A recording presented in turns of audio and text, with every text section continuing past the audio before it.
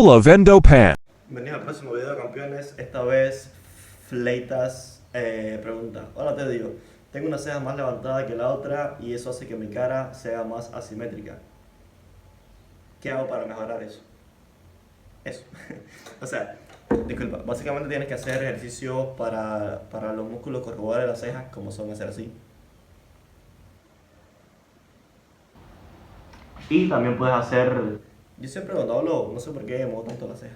Me gusta, de hecho, me da como una expresión viva al rostro. Eso aparte.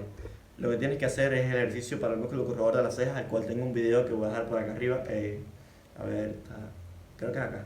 No sé, ni puta idea. Lo voy a dejar por acá arriba y espero lo veas porque, a ver, están todos los ejercicios faciales, esto es para todo el mundo, están todos los ejercicios faciales de las cejas, de los pómulos, del músculo auricular de la boca y del músculo mentoniano. Entonces, hermano, haciendo eso vas a poder corregir un poco lo que sería esa ceja un poco más levantada que la otra.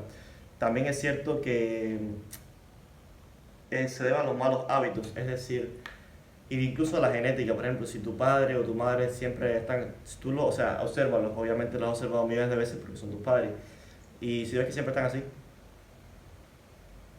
o así, es probable que tú también optes ese mal hábito y que mediante la genética se te transmita.